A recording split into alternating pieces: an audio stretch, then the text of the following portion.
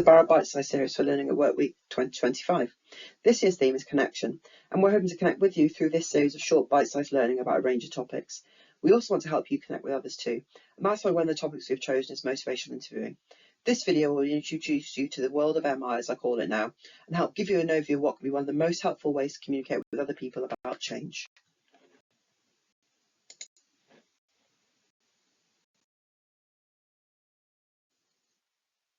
For those of you who are new to Barod, we're a third sector organisation that supports people who use substances and their loved ones.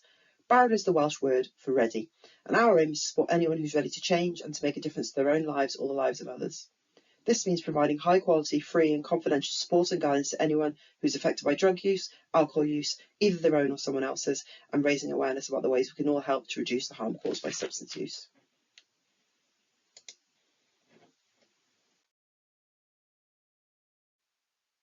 We're looking at MI today by answering these 6 questions: who, what, when, where, why, and how. Ultimately, MI is a method to help people resolve ambivalent feelings and find the internal motivation they need to change their behaviour. It's a practical, empathic and short-term process that takes into consideration how difficult it is to make life changes. MI emerged as a response to how people with alcohol problems were treated. Prior to the emergence of MI, practitioners approached substance use as a disease, and part of this disease was denial on the part of the person who used drugs or alcohol. Wisdom at the time was to break this denial down through confrontation and force. MI's approach was the opposite, person-centred and non-confrontational. It was identified from the very start that MI could be used across health behaviours and not just substance use.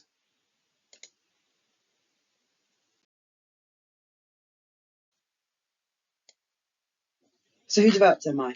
So MI evolved from Carl Rogers' person-centred or client-centred approach to counselling and therapy as a method to help people commit to the difficult process of change.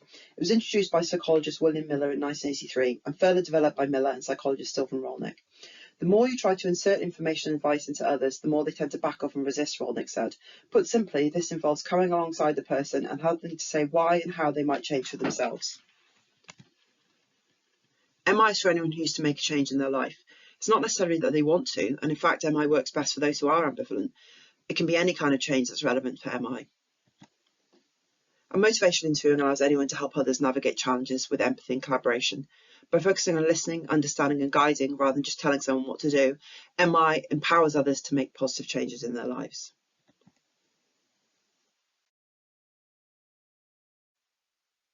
So what is MI?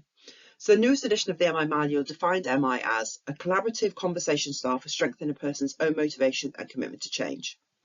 Miller and Rolnick also identified 10 things that MI is not.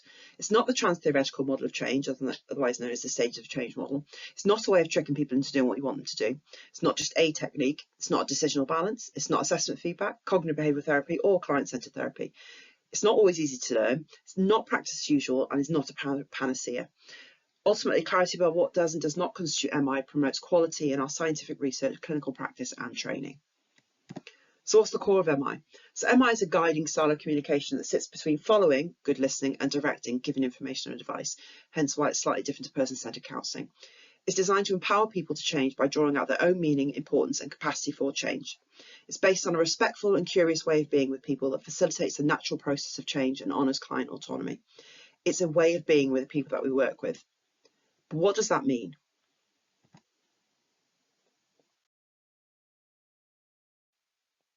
So MI is not just a list of techniques, but rather it's an approach or style of interacting with people. As such, the foundation of MI is its spirit, or the way of being. The MI spirit is 4 interrelated elements. Partnership, a collaborative guiding relationship with you and the client. Acceptance, emphasising acceptance of and respect for the person's freedom of choice. Compassion, a dedication to promoting the welfare of others. And empowerment, the client has inherent wisdom and strength for change that we can help draw out. We build the skills of MI around the spirit. This means the values we hold as practitioners become fundamental to how we work with our clients. If we don't learn any of the more technical elements of MI, utilising the principles of the spirit will enable us to build better relationships and support those we work with more effectively around change.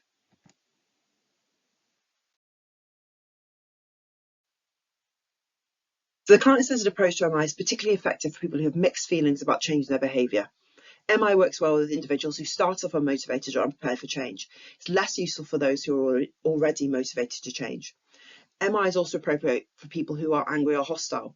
Sometimes people will be forced into working with us. They may not want to be there, or they may acknowledge that it should probably change, but they don't want to. MI can help us to reduce this hostility and develop a positive working relationship with them.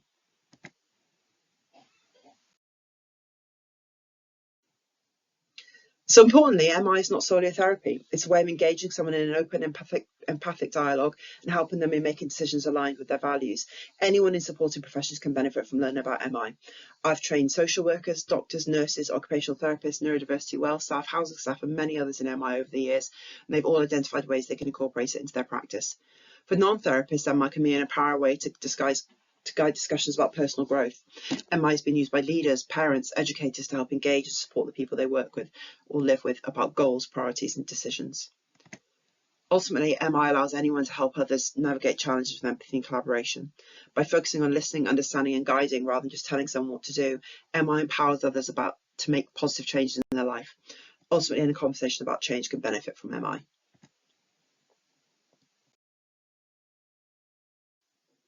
The main reason to use MI really is that it works. MI has been applied across a broad range of settings, populations, languages, treatment formats, and presented concerns. It compares well to other evidence-based approaches in formal research studies and is compatible with the values of many disciplines and evidence-based approaches.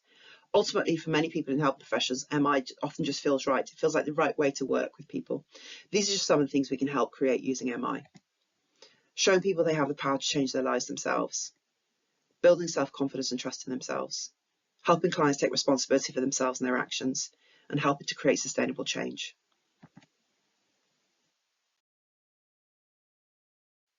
So how do we use MI? The 4 tasks of MI help people to resolve ambivalence and focus on what they want to achieve. We work with the mantra, slow down and progress will be quicker. People who use MI empathise with the concept that change is hard and takes work and time. The 4 tasks of MI are: engage. Can we walk together? We don't dive in and try and fix a problem. We turn to the relationship first. When under tight time constraints, the temptation can be to skip this stage, but a short amount of time at the start spent attending to the therapeutic relationship can make for smoother movement through the process. We focus. Where are we going? MI works best when there's a clear target behaviour change. As a practitioner, we need to be clear about what support we are and are not able to provide, but it's also important to acknowledge that sometimes going with the client's agenda can help to engage them with our agenda later on. We then evoke. So why would we go there? Positive outcomes are more likely when people have been given the space and opportunity to explore reasons to change through the lens of their own most important values. And then we plan. How will we get there? Planning is not unique to our MI, and it can be approached in a manner that is consistent with the principles of it. Draw on the strengths of the client when developing a change plan and balance this with your own professional expertise. If we plan too soon before someone is committed to change, we're unlikely to see them follow through with their goals. Likewise, if we don't plan when someone is committed, we risk losing momentum and motivation.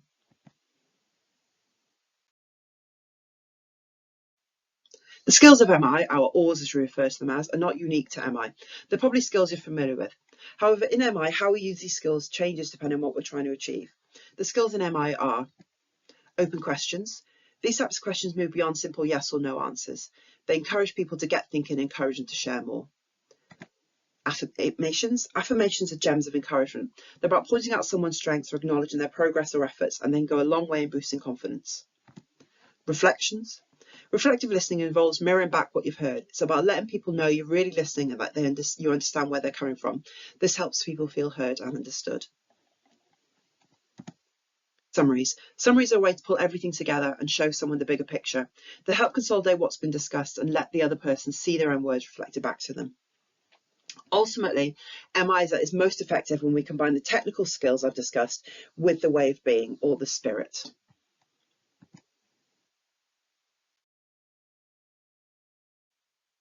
And that's motivational interviewing in bite size.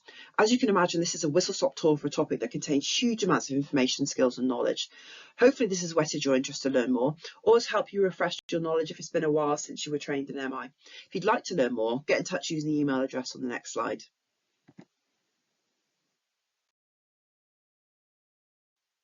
Thank you for taking the time to watch this Barod bite-sized learning about motivational interviewing. We hope you found it informative.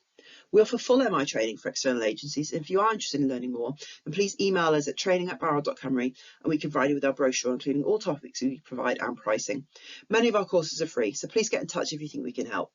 Please also check out our website, which has information about the Barod conference we run every year, as well as our new webinar series beginning in June. Please also follow us for updates about what Barod is doing and the campaigns we support on our social media. Thanks again for watching.